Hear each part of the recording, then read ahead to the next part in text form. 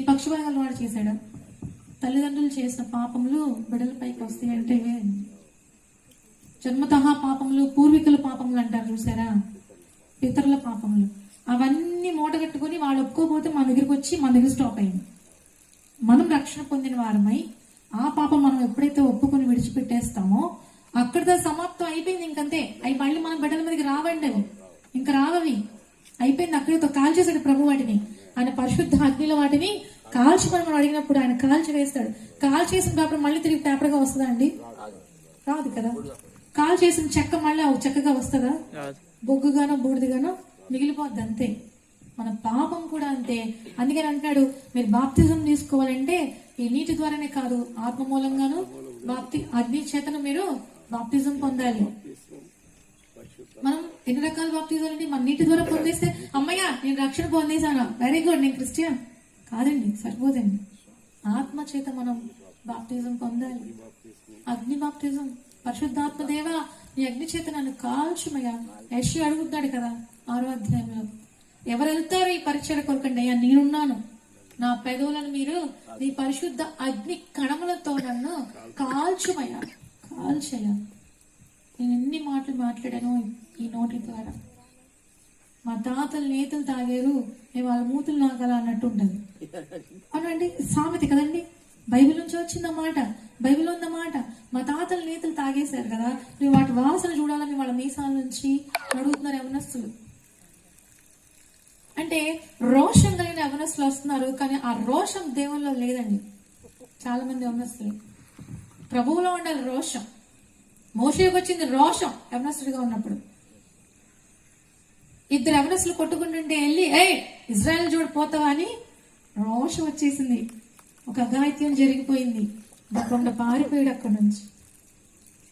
ప్రభు బిడ్డల జోలికి వస్తావా అని ఆ రోషం, ఆ పౌరుషం ఇజ్రాయెల్ నడిపించడానికి దారి తీసిందని ఒక గొప్ప నాయకుడు అయిపోయాడు. హంతకుడని మనం అంటాం కదా. మేము జైలు మినిస్ట్రీకి వెళ్ళినప్పుడు చూస్తాం చాలా మంది. గాంధీ గారు జైల్లో నుంచి వచ్చాడు, ఆయన కూడా. ఓకేనండి, మనం ఎవరన్నా అట్లా వస్తే తప్పిదం చేసి ఈ అవకాశం ఇచ్చిన దేవుడికి ఇంతగానో మహిమ చెల్లిస్తున్నాను. మరి ప్రేమపూర్వకంగా ఆహ్వానించిన మరి కృపారావు పాస్టర్ గారికి, ఇకున్న సంఘం పెద్దలందరికీ, మరి హల్లుయ అక్క, సింగర్ అక్కకి, మరి ఇక్కడ విచ్చేసిన ప్రతి ఒక్కరికి, ఎస్పెషలీ సౌండ్ సిస్టమ్ వాళ్ళకి నేను చాలా కృతజ్ఞతలు తెలియజేస్తూ ఉన్నా. ఇలాంటి ప్లేసెస్ లోకి వాళ్ళు రావడం అంటే చాలా గ్రేట్ అండి. ఇంత పెద్ద సిస్టమ్ తీసుకొని రావడం, ఇంత పెద్ద సౌండ్ సిస్టమ్స్, ఇవన్నీ ఇంత పెద్ద స్టేజ్ కట్టడం, నిజంగా దేవుడికి మహిమ చెల్లును గాక. ఇంత పెద్ద గ్రౌండ్స్ లోనే ఈ పెట్టడానికి చాలా మంది సేవకులు కష్టపడుతున్నారు. ఎందుకంటే డబ్బు డబ్బు డబ్బు ఇళ్ళకొస్తే మనం కూడా పొండి పొండి అంటున్నాం వాళ్ళని, కానీ వాళ్ళ ప్రయాస చాలా గొప్పది. మరి ఇలాంటి చోటకి ఇంత చక్కటి మరి మార్నింగ్ వచ్చి వాళ్ళు ఇదంతా అరేంజ్మెంట్స్ చేసుకోవడానికి నేను పాస్టర్ గారిని అడిగాను, అయ్యగారు మీరు అన్నం తిన్నారా అని అడిగాను. నాకు 4 o'clock కాల్ చేశారు, అమ్మ మీరు వస్తారా, మెసేజ్ చెప్తారా అని అడిగారు. మీ ఇష్టం అమ్మ, మీరు ఏదన్నా చేయండి అన్న. నేను ఫస్ట్ అసలు మీరు ఫోన్ చేశారా ఫస్ట్ అన్నా, ఎందుకంటే నాకు 4:30కి తెల్లవారుజాము కాల్ చేశారు, అమ్మ నాకు ఆటో బుక్ చేయవా, ఇక్కడ అడ్రస్ కష్టంగా ఉంది, ఆటోస్ దొరకట్లేదని చెప్పారు. సో అందునిమిత్తం నేను తెల్లవారుజాము 4:30కి కాల్ చేశాను. ఆయన అప్పుడు తెల్లవారుజాము వేకుజామున ప్రార్థనకి వెళ్ళారు. అప్పుడు లూర్దు నగర్ నుంచి ఇంకవన్నీ తిరుగుతూ చేశారు.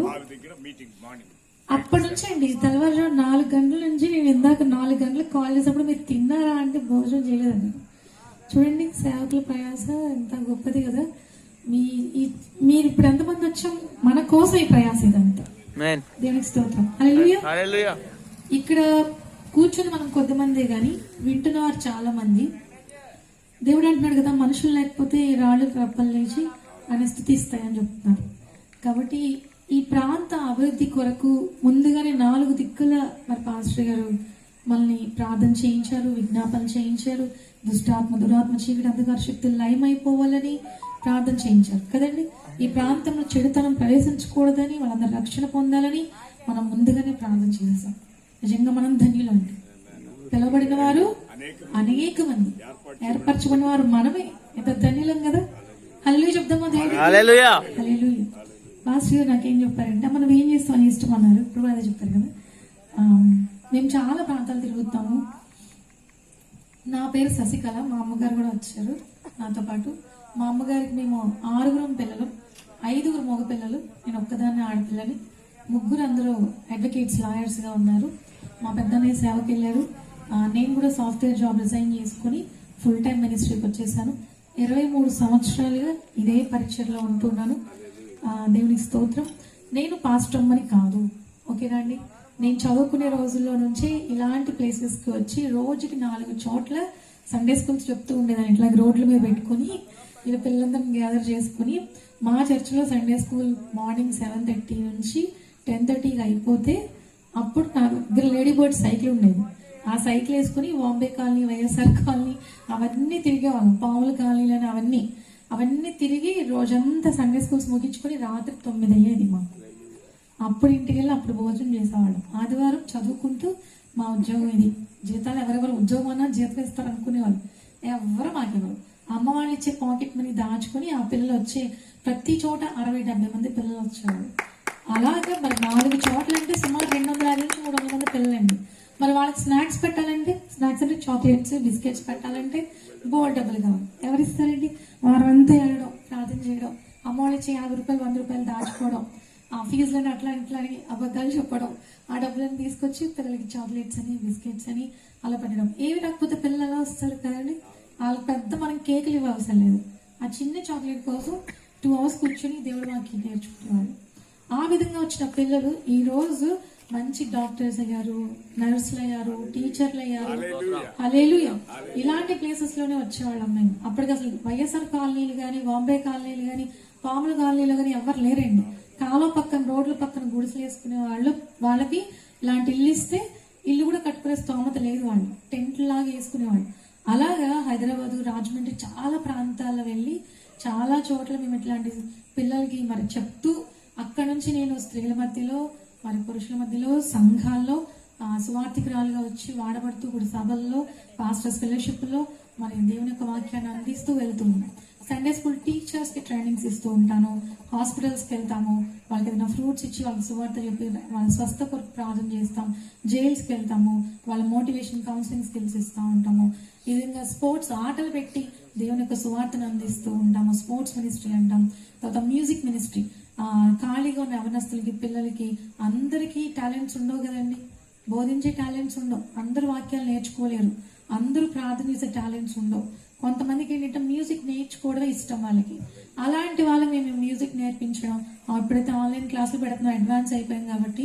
గత కాలంలో అయితే మేము వెళ్ళినప్పుడు వాళ్ళకి చిన్నగా కాంగో మొదలుకొని కీబోర్డ్ ఇవన్నీ మాస్టర్స్ని మన దగ్గర ఉన్న యవనస్తుల పిల్లల్ని తీసుకుని వెళ్ళి మిగతా వాళ్ళకి, ఆడపిల్లలు, మగపిల్లలకి సపరేట్గా క్లాసెస్ పెట్టి నేర్పించేవాళ్ళు. ఈ రోజు అలాంటి పిల్లలు ఇక్కడ ఆర్కెస్ట్రా కింద సపోర్ట్ చేస్తున్నారు. సేవకులకు ఎంతో సహాయం అందిస్తున్నారు. దేవుడికి మహిమ చెల్లిందా. మేమేదో గొప్ప చేశామని చెప్పట్లేదండి. నేను దేవుడు ఎక్కడెక్కడ అవకాశం ఇస్తే అక్కడక్కడ వాడబడుతున్నాను. నేను మందిరం పెట్టుకుంటే ఈ పనులు చేయలేనండి. అంతే అండి. దేవుడు ఈ దేహము దేవుని ఆలయం అన్నాడు కనుక ఈ ఆలయంతో మీరు అనుకోవచ్చు. మా నాన్నగారు చాలా హిందూ, చాలా పాలకొల్లు, నరసపూర్ సైడ్ మా నాన్నగారు రైల్వేలో జాబ్ చేసేవాళ్ళు, పెద్ద ఆఫీసర్గా ఉండేవాళ్ళు. 5 అన్నతమ్ముల మధ్యలో ఆడపిల్లలు చూసుకుంటారండి. చాలా ప్రేమగా పురుపంగా చూసుకుంటారు కదా. తల దూకుడా కూడా నన్ను బయటికి రానివ్వరు. ఇంత లాంగ్ హెయిర్ ఉండేది. మా అమ్మగారిని నన్ను కానీ బయటికి రానివ్వరు. అంత గారాభం ఒకటైతే స్ట్రిక్ట్ ఒకటి. ఆడపిల్ల కదా బయటకు కనపడకూడదని చాలా రిస్ట్రిక్షన్స్ ఉండేవి. అలాంటి పరిస్థితుల్లో నుంచి బయటికి రావడానికి మరి ఎన్నో కష్టాలు పడ్డాం. మా అమ్మగారు చాలా సపోర్ట్ చేసేవాళ్ళు నాకు చిన్నప్పటి నుంచి. అంటే మా నాన్నగారు ఏమంటారంటే సువార్త పరిచర్య మంచిదే కానీ ఈ లోకల్లోనే చేసుకోను చాలా అనేవాళ్ళు. కానీ దేవుడు పిలుపు చేత ఏమైందంటే ఆంధ్ర, తెలంగాణ, ఒరిస్సా, తమిళనాడు ఈ రాష్ట్రాలన్నీ